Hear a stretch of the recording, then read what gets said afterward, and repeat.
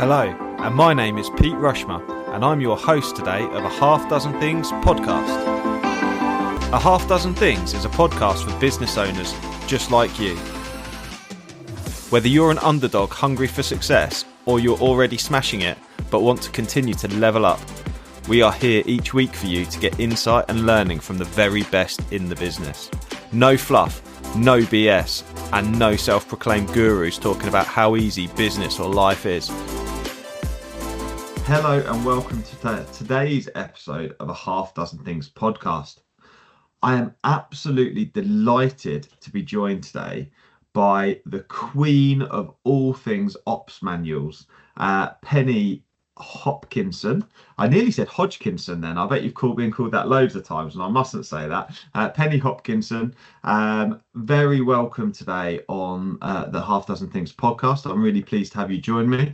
I met Penny recently on a networking event organised by Elliot Kay, who runs a Speaker Express and various different speaker things, and he does a speaker network. And I was placed into a breakout room with Penny where I was fascinated. Obviously, as you'll all know, with my transport and logistics background, I was fascinated with her take on the ops manual, and she's very well known in the field of franchising. So I'm going to welcome Penny up. I've probably made a bit of a waffle and a hash of introducing you, Penny. But if you're able to just tell the audience a bit more about who Penny Hopkinson is, please. Thank you.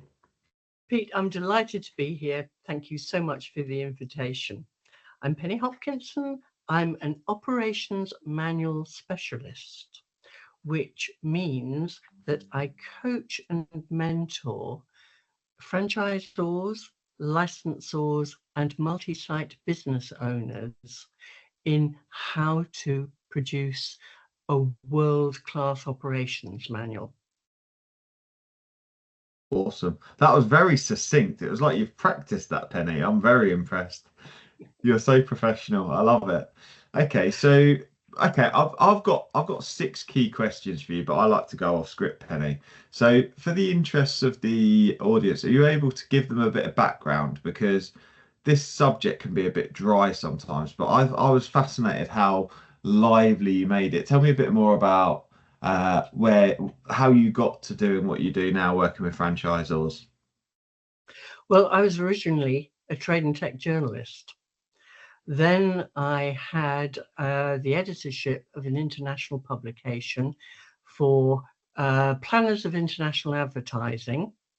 And so I got involved in a worldwide audience and learned how to put huge publications together. We used to coordinate about 30, 40 countries on a theme every 6 weeks.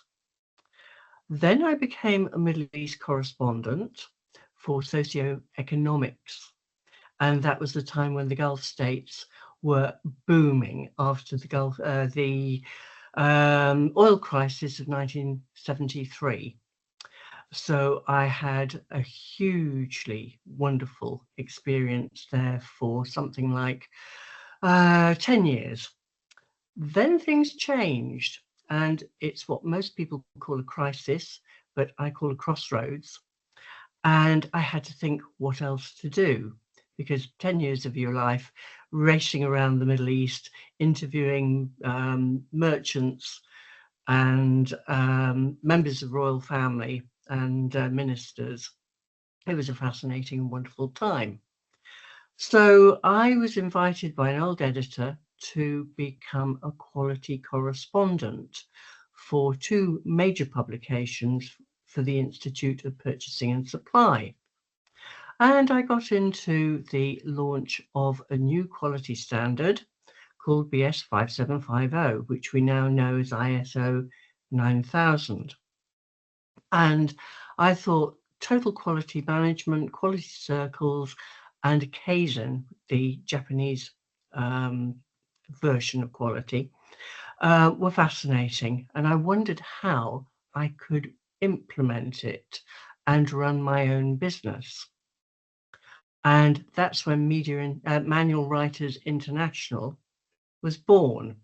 I did a proof of concept with the Corporation of Lloyd's of London.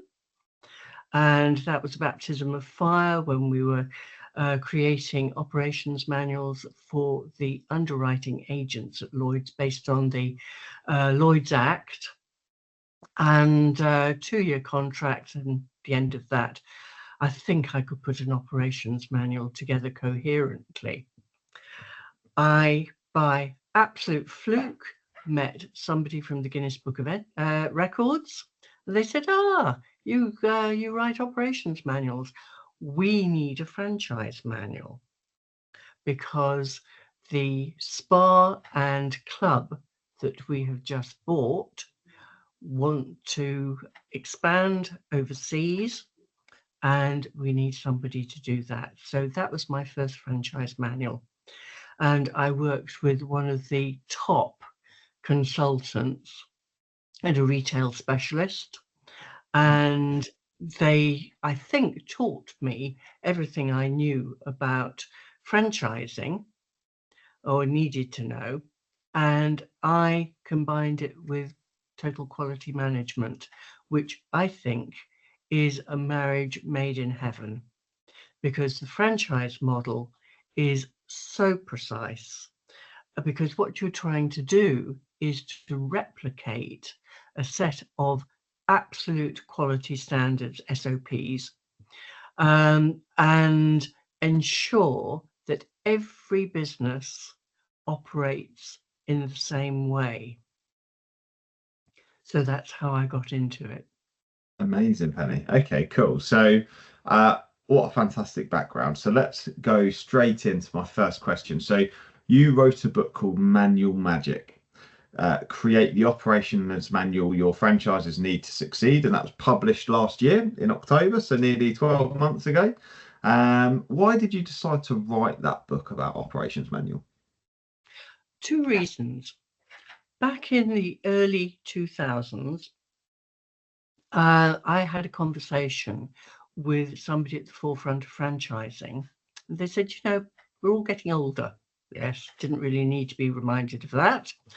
And said, what is going to happen when the key people leave the business? Because at that stage, I was the only independent who was writing manuals.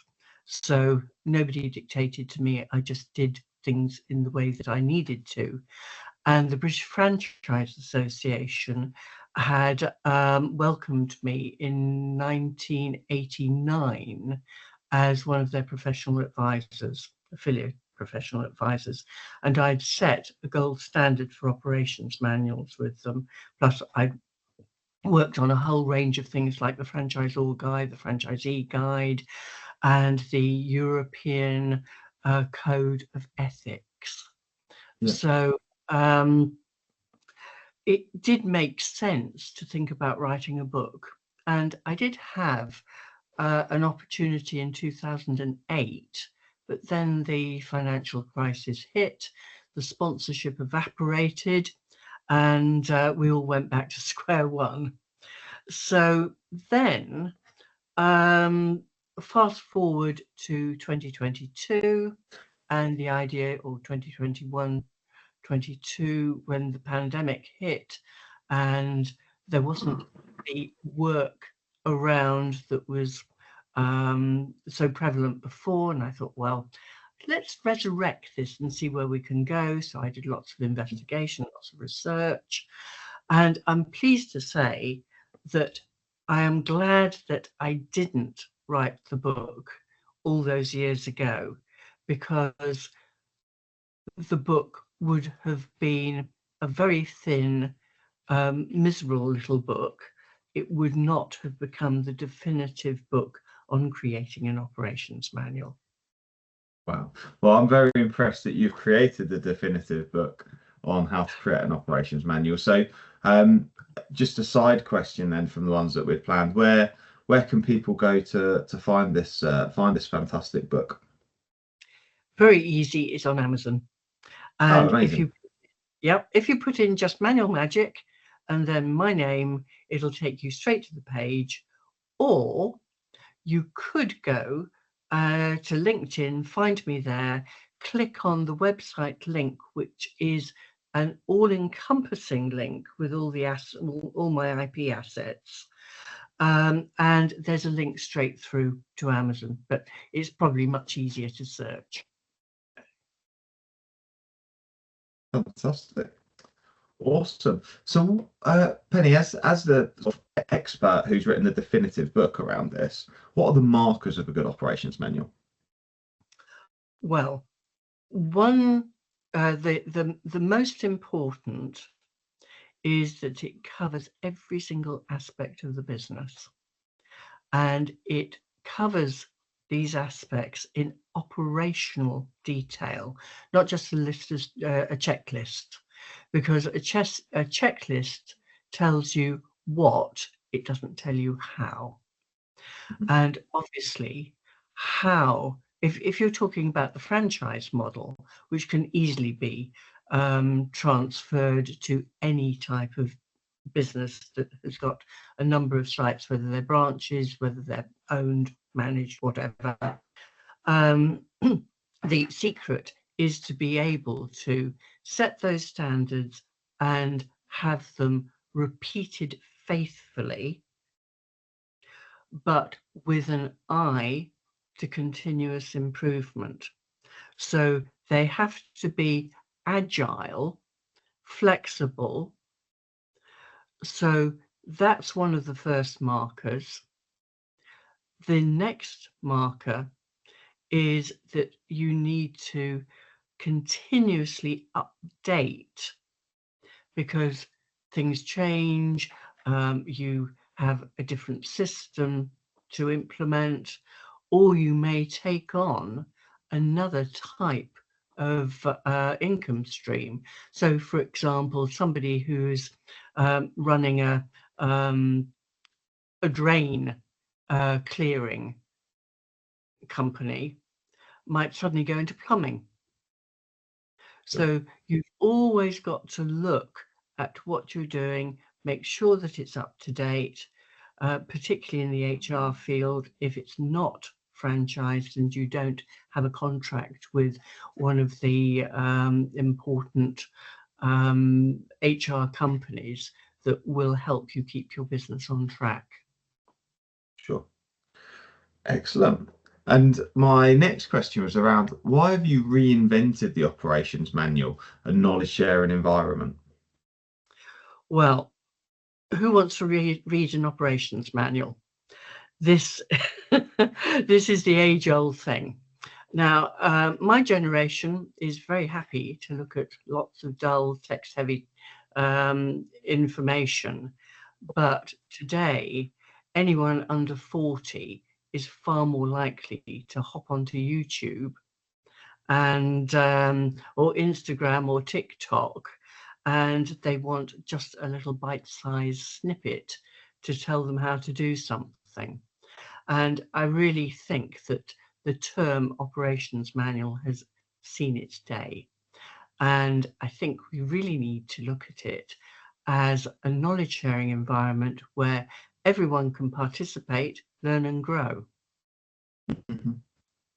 Fantastic. And what sort of, so before I go on to the next question then, so with that knowledge sharing environment, how do people share that knowledge? What sort of tools do you suggest they use?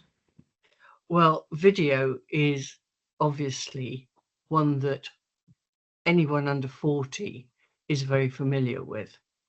And one of the techniques is to create a little storyboard and then upload little snippets of video that are taken on your smartphone to a knowledge sharing platform such as Manual 2, which is the one that I've been associated with, and it's mentioned copiously in the book, because what you're able to do is everything in-house. You get the engagement of the teams to do these little snippets. Today, we don't want top down, we want to learn from our peers, because that's exactly how you do that on YouTube. So a member of the team thinks, I've got an idea. Goes to the manager, says, I've got an idea which might just make a difference to, let's take an example. In the book, I have a fictional franchise called Patisserie Penelope. Penelope being my first, my proper name. Yeah. Reason for that is I don't want somebody coming to me saying, oh, you've stolen my IP. So nobody can argue with this. So we have Mary, who works for one of the franchises, and she's noticed that the kitchen hand keeps forgetting to take the butter out of the fridge as soon as he arrives at work. Yeah. And that means that the chef has butter that is not properly softened by the time he needs to use it for the Victoria sponges. Hi, it's Pete from Flagship Partners. We're proud to sponsor a Half Dozen Things podcast. Flagship Partners help their clients become safer, greener and greater through a range of consultancy and training services. We offer audits through to risk assessments, contracts through to support with managing your culture, all the way from mandatory training through to management training as well. So if you need any support, please do get in touch with Flagship Partners today. So Mary thinks, right, let's have a little experiment. We'll try with the microwave, see what we can do. She goes to her manager and says, I've got this idea. Would you like to see it? Manager said, yeah, go ahead. So Mary starts off by taking the butter out of the fridge, cutting it into little pieces, and then putting it in a bowl into the microwave on for 2 minutes. And amazingly, the butter is absolutely the right consistency. So manager says, right, Mary, go ahead, film that on your smartphone, little bite-sized chunks, and film that with the kitchen hand Claude. So they do that together. It goes up onto the knowledge sharing platform. A QR code is generated. That goes out to all the managers in the network. The QR code is printed off and put by the microwave. And so everyone can see how long it is going to take. So they take the smartphone, kitchen hand has forgotten to take the butter out again. He's new, so we forgive him. So he takes the smartphone, captures the QR code, and sees, I can choose my language because he's French. Yeah. So the captions go into French or the voiceover. He can go at the pace he wants to go because each of the stages is uploaded independently. And lo and behold, the chefs find and the managers find that the wastage has been reduced by 95%.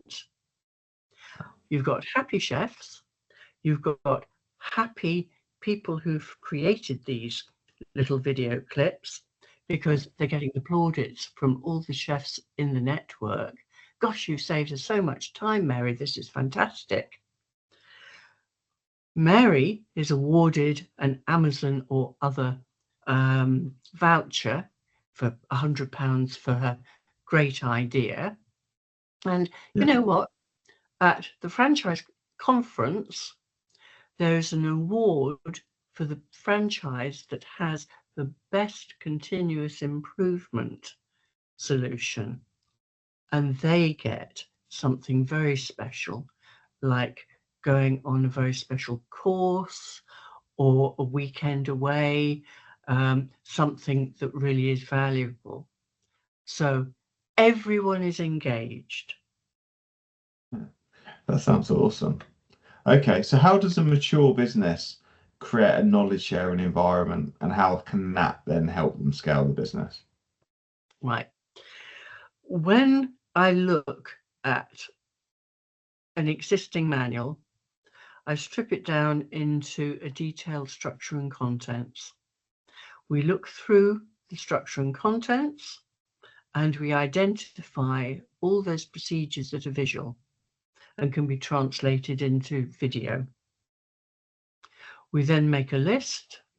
We look at the storyboard for each of those, something very simple, nothing complicated at all. And we put it out to the network of franchisees or owned managed branches, and we see where we can implement those videos. We've got our knowledge sharing platform, which is not dissimilar from a portal, a dedicated portal, but here it has all the bells and whistles that you need to monitor who's opened up this document, who's seen this video, and there are a lot of metrics behind it. So it is something that is dedicated, that has to be subscribed to.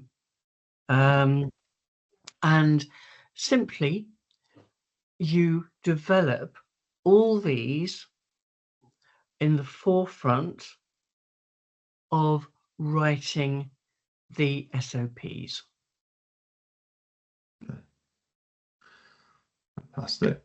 Fantastic. And what tools can franchisors use to ensure young millennials and Gen Z faithfully replicate the business system in place? Well, this is mainly the video, Yeah. but there are other tools and techniques. You've got you can make the tools interactive, and soon we'll be doing augmented reality. How exciting is that? Yeah, how exciting. At the moment it's quite expensive, and I think only the very large businesses, multinationals, will go in for that. But you know, video once was beyond most of us. You had to buy a very expensive video camera, and then how much did you use it? Could you edit it? No, there weren't the tools. But now with AI, you can actually edit the text that goes with the video. So I mean, there is just so much out there with AI. You can do things far more quickly, more more accurately, and more enjoyably. Yeah, absolutely. Fantastic. Penny, it sounds like a really fantastic concept. So one of the questions that I was having a look at before we spoke was, obviously when we were going to talk about ops manuals and stuff, I had a bit of a concern about the longevity and different learning styles and those kinds of things. So the global workforce is going to be about a third of people will be under 30 by this time next year. So how can employers best meet their needs and gain buy-in to this continuous improvement process? How do we get them to engage with this scheme? Well, I think there are two aspects to this, because I think we know that these days the employee chooses the business they want to work with. They want shared values. And one of the things that they look for is whether they're actually going to make a difference. They want to be involved. They want to be engaged. So this process of engaging employees to make a difference and be part of the continuous improvement cycle, I think is really powerful. Because if you feel that you're valued, your ideas are valued, how much better is that for you? I can't actually think of a time in my young years. I became a journalist I was 21, and I joined, but I didn't have any part apart from writing articles, or I think in the beginning all I was doing was processing press releases. And then I became an assistant editor and started writing articles, which are personally satisfying because in those days, seeing a byline was tremendous. It was absolutely fantastic. But you couldn't really make any contribution to the advertising that was personally felt. You didn't get any incentive. If, for example, the publication moved from, let's say, 36 pages to 48 pages, you didn't have any incentive to sort of try and do that. But now there is the opportunity because everyone wants to scale their business. One of the ways you scale it is by continually improving it. And if you incentivize, if you get everybody fully engaged on peer-to-peer basis rather than the top-down, then I think you have a much better chance of reducing incidents, accidents, wastage, and onboarding is much easier. And what somebody enjoys doing, they will enjoy replicating. Sure. And therefore everybody wins. Amazing. I've got one curveball question that I've created for you, Penny. So hopefully it'll be okay. What is the coolest? What's the coolest ops manual that you've had some level of, support in creating? What's like pick? There's probably loads that you could think of, but pick one really cool one for it to share with us. What was really cool, or the company was really cool? I think Costa Coffee. Okay. Now, the reason I picked Costa Coffee was that, first of all, we had a workshop, a 2-day workshop. My project manager, and I'm sure you don't mind my mentioning it, was Joanna Dawson, because Joanna and I became great friends. We are very great friends now. We first met in 2006 when she was flying over from Dubai and was going to be put up in the local Premier Inn. And the local Premier Inn was right in the middle of the country. It was sort of dark. She was going to arrive at about 1:30 in the morning. And I thought, no, we don't do this. So she came and stayed. We had 2 fantastic days when we set out the structure, and I explained how everything would work.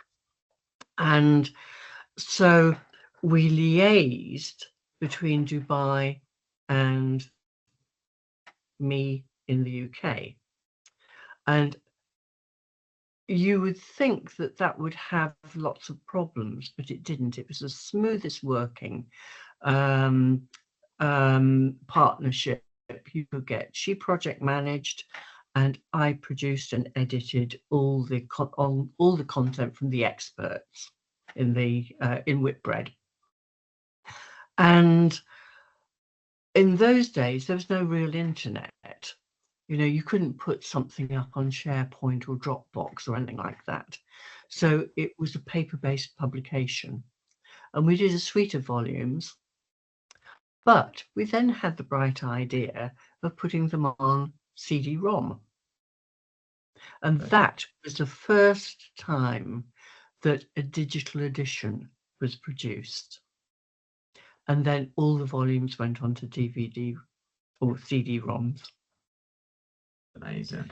So what a cool story. Cool story. And I love a Costa. I absolutely love Costa. I know I've got a Nescafe cup, but I love a Costa. So what fantastic coffee.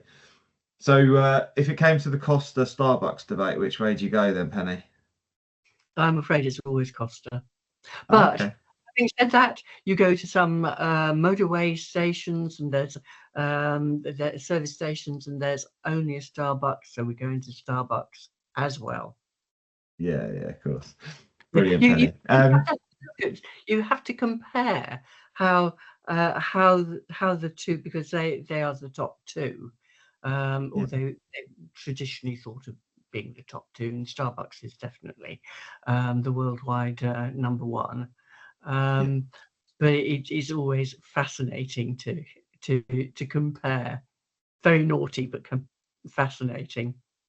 So I really enjoy comparing, and I think they both do a fantastic job of that. When you think of, like, I know they're not, whether they're franchises or not, but that replication of brand and experience, they've really got that nailed on. You know, it's something to really aspire to for other businesses. How well they do that, and the experience and the quality of the coffee and all of those sorts of things. You know, you really do know that you're going to get a nice coffee and that you're going to get a good level of service, and that, well, it's probably arguable about the level of investment you need to make for the coffee, because I think lots of people listening will go, the coffee's so expensive, but nonetheless, I think you get what you pay for, right? Yeah, it's funny you should say that, because on LinkedIn, we had the National Franchise Exhibition on Saturday, and as a result, of course, LinkedIn was buzzing about all the experiences, and one of the key people from Australia, Doug Downer, he put on LinkedIn, oh gosh, you know, £5 something for a coffee. And when you think of the actual cost of the coffee versus, but then you add all the layers, you know, the premises, the staff, the whole process. Yes, it's highly profitable, but a lot goes into making that perfect cup of coffee. Yeah, absolutely does. Yeah, absolutely, Penny. Penny, it's been an absolute pleasure speaking to you today. Thank you for coming on the podcast. I found it absolutely fascinating. So if listeners want to work on their operations manual, first thing to do is obviously to go and get themselves a copy of Manual Magic off Amazon or off your website. The other is to get in touch with you, Penny. So what's the best way that people listening can get in touch with Penny Hopkinson? The very best way is to find me on LinkedIn and connect with a little message that says, hi, saw you on Pete's show, love what you do, love to have a little helping hand, because I always offer a no obligation hours chat. Sounds fantastic. You know, Penny, that sounds absolutely fantastic. I'm a big advocate for that free initial consultation to make sure that everyone's a good fit for each other and we're all barking up the right tree. So, Penny, absolutely fantastic. Thank you so much, listeners. I do really suggest you get in touch with Penny if you're looking at an ops manual, if you want a standardized process, if you're looking at, you know, ISO standards, anything like that. Then absolutely Penny can help you with that ops manual, and I think that's a really good suggestion. So Penny, it's been a pleasure. Thank you very much. Thank you everyone for listening, and I'll see you all on a future podcast very soon. I really hope you loved today's episode, and if you did, please make sure you subscribe and listen out for future episodes too. Please do share it across your social media channels. We hope to reach more and help more people.